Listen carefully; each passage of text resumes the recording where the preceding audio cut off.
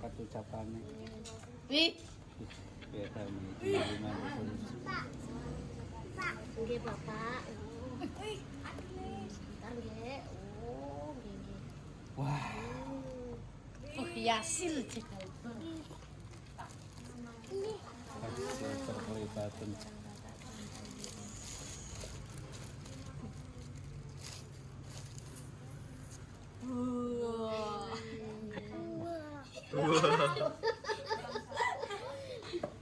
Wow. Oh, kan dikantong deh, Bu.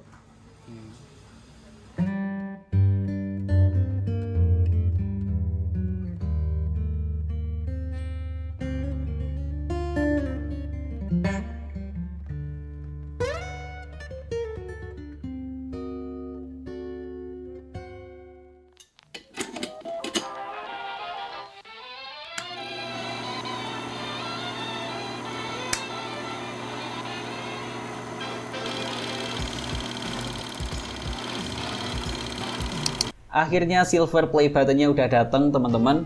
Ini dia udah ada di samping aku. Pertama-tama aku mau ucapin terima kasih banyak buat teman-teman yang udah mau subscribe channel ini.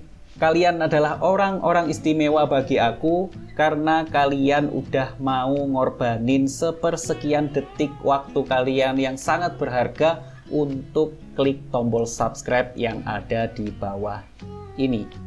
Karena percayalah teman-teman, apa yang udah kalian lakukan adalah sesuatu yang sangat berat, membuang-buang waktu dan nggak penting bagi beberapa orang, atau bahkan banyak orang. Tapi kalian beda, kalian mau lakukan itu untuk support aku. Jadi sekali lagi aku mau ucapin terima kasih banyak, thank you so much, arigato, kamsahamnida.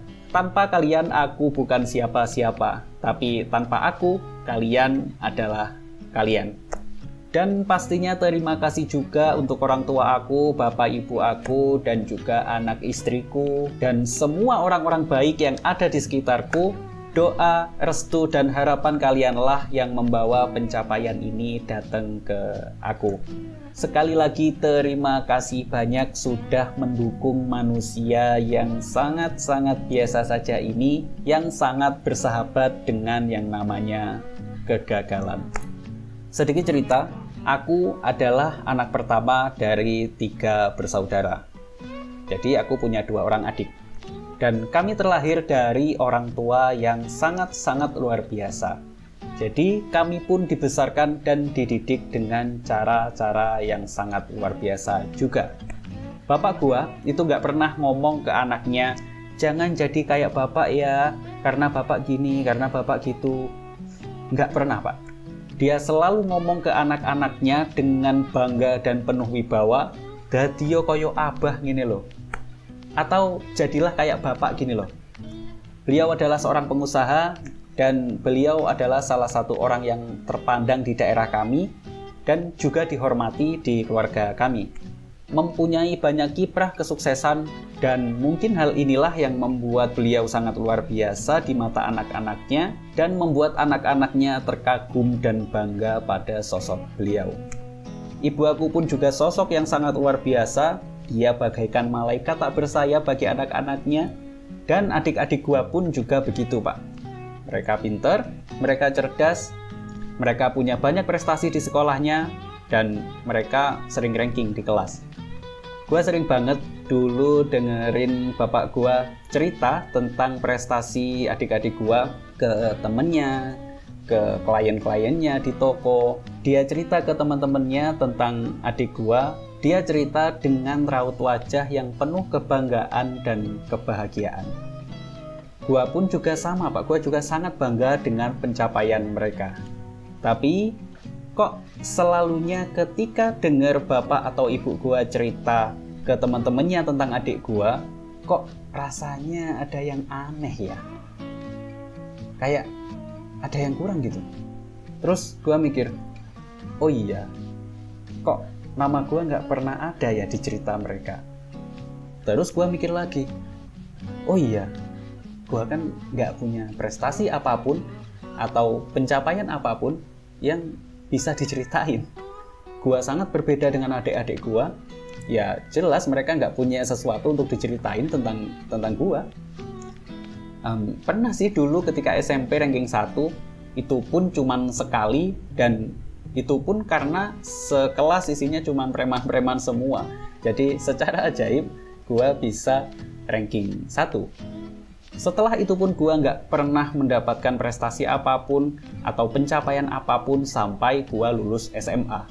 Dan setelah lulus SMA, gua nggak punya cita-cita lain selain membanggakan kedua orang tua gua. Apapun caranya, gimana pun caranya, pasti gua akan membanggakan kedua orang tua gua. Gua komit akan hal itu. Karena gua yakin kalau gua nggak sukses di sekolah, maka pasti aku akan sukses setelah lulus sekolah. Kayak gitu. Lalu setelah itu pun gua mencoba mengejar mimpi gua lewat jalur kuliah. Lalu gua pun kuliah.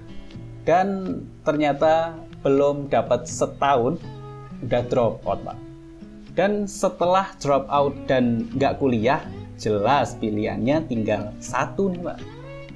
Yaitu kerja. Jadi gua mikir kali ini gua harus bisa sukses lewat jalur kerja. Gua harus bisa membanggakan kedua orang tua gua lewat jalur ini. Karena udah nggak ada pilihan lain, Pak. Jadi gua usaha, gua kerja, dan hasilnya gagal lagi, Pak. Gua bangkit lagi, gagal lagi. Gua bangkit lagi, gagal lagi. Gitu terus, Pak. Kayak hamster muter-muter. Dan ya, maka dari itu gua bilang gua sangat-sangat bersahabat dengan yang namanya kegagalan. Karena seakan kegagalan ini selalu ada di samping gua, Pak. Dia selalu ada untuk menemani gua. Dan oh ya, gua nge-YouTube itu sebenarnya juga udah dari lama, Pak. Gua udah bikin video itu udah dari lama. Tapi ya fail, gagal lagi. Dulu pernah sih sampai 1000 subscriber dan ya gua seneng banget.